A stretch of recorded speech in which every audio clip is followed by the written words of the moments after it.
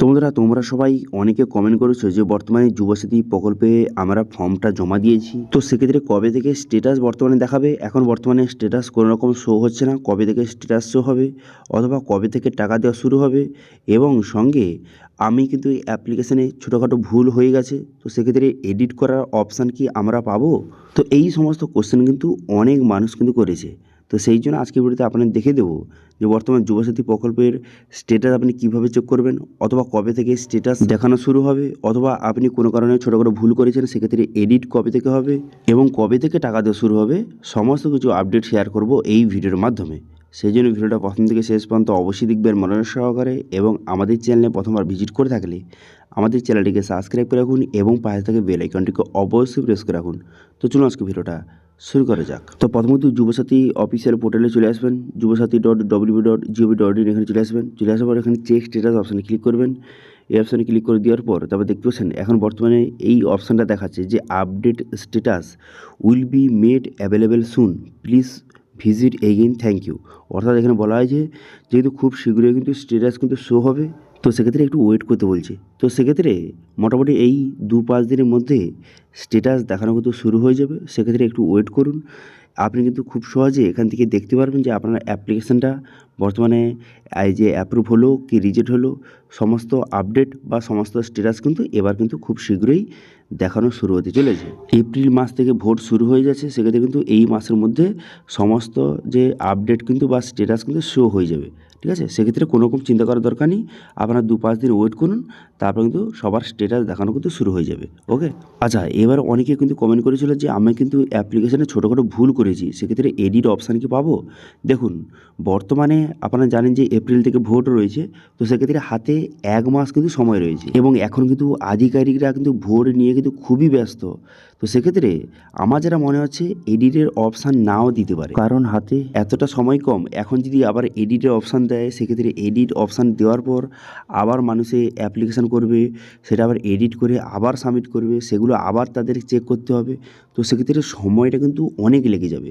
তো যেহেতু হাতে সময় কম, সেক্ষেত্রে কিন্তু এডিটের অপশান নাও দিতে পারে। এবার ছোটোখাটো যাদের ভুল রয়েছে তারা কিন্তু যখন অফিসার চেক করবে সেটা কিন্তু তারা ঠিক করে দিতে পারে, ঠিক আছে। অথবা যে আপনি ডকুমেন্টস আপলোড করেছেন সেই ডকুমেন্টসের ভিত্তিতে কোনো যদি ছোটোখাটো ভুল হয় তারা কিন্তু কারেকশান কিন্তু তারা নিজেই কিন্তু করে দিতে পারে, ঠিক আছে। তো সেক্ষেত্রে হাতে সময় কম যেহেতু, সেক্ষেত্রে যে কারেকশানের জন্য আবার নতুন করে এডিটের অপশান কিন্তু নাও কিন্তু দিতে পারে। ওকে, কারণ ভোট সামনে রয়েছে, সেই জন্য কিন্তু এখন আধিকারিকরা কিন্তু সেটা নিয়ে খুবই ব্যস্ত।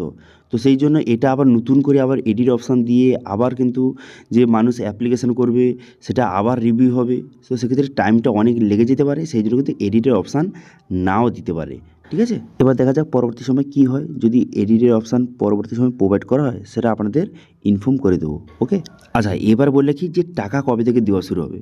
তো আপনারা জানেন যে মুখ্যমন্ত্রী মমতা বন্দ্যোপাধ্যায় নিজে কিন্তু বলে দিয়েছিল, এবং সঙ্গে এই যে যুবসাথী প্রকল্পে যখন ঘোষণা হয়েছিল তখন কিন্তু জানিয়ে দিয়েছিল যে 1 এপ্রিল থেকে, এপ্রিল মাস থেকে টাকা দেওয়া শুরু হয়ে যাবে, ঠিক আছে। তো সেক্ষেত্রে হাতে রয়েছে 1 মাস, পুরো এই 1 মাসের মধ্যে যা হওয়ার কিন্তু করে দেবে তারা, যে কাদের কাদের ফর্ম অ্যাপ্রুভ হবে, কাদের রিজেক্ট হবে, তো সমস্ত কিছু আপডেট কিন্তু বা স্ট্যাটাসের মাধ্যমে কিন্তু জানিয়ে দেওয়া হবে, ঠিক আছে। এবার যাদের কিন্তু অ্যাপ্রুভ হয়ে যাবে তাদের কিন্তু এপ্রিল মাস থেকে টাকা দেওয়া কিন্তু শুরু হয়ে যাবে, ঠিক আছে। এবার যাদের কিন্তু ছোটোখাটো কোনো ভুল রয়েছে অথবা যুবসাথী প্রকল্পের সম্বন্ধে যদি আপনি বিস্তারিত জানতে চান, তো সেক্ষেত্রে কিন্তু গভর্নমেন্টের তরফ থেকে হেল্পলাইন নাম্বার দিয়েছে, এই নাম্বারে কল করে আপনি বিস্তারিত জানতে পারেন, অথবা কোনো কোনো সমস্যা থেকে থাকে সেক্ষেত্রে আপনাকে হেল্প কিন্তু করা হতে পারে। ওকে, তো সেক্ষেত্রে এই নাম্বারে কিন্তু কল করতে পারেন, অথবা এর যে জিমেল আইডি রয়েছে এখানে কিন্তু আপনি এসএমএসও কিন্তু করতে পারেন, ঠিক আছে। যুবসাথী পোর্টালে গিয়ে কিন্তু একটু নিচে গিয়ে যাবেন, নিচে গিয়ে যাওয়ার পর দেখতে পাচ্ছেন এখানে কিন্তু যে হেল্পলাইন নাম্বার এবং ইমেল আইডি দেওয়া রয়েছে।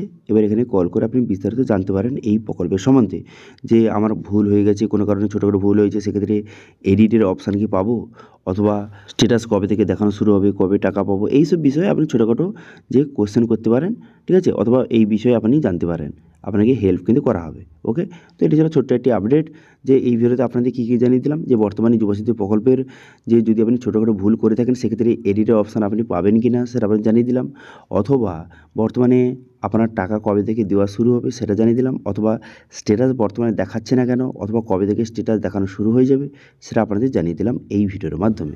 যদি ভিডিওটা ভালো লাগে তাহলে ভিডিওটাকে লাইক করে দেবেন এবং ভিডিওটি বন্ধুর সঙ্গে শেয়ার করে দেবেন, এবং আমাদের চ্যানেলে প্রথমবার ভিজিট করে থাকলে আমাদের চ্যানেলটিকে সাবস্ক্রাইব করে রাখুন এবং পাশে থেকে বেল আইকনটিকে অবশ্যই প্রেস করে রাখুন। আজকে ভিডিওটা এই পর্যন্ত, দেখা আছে নেক্সট ভিডিওতে। Thank you.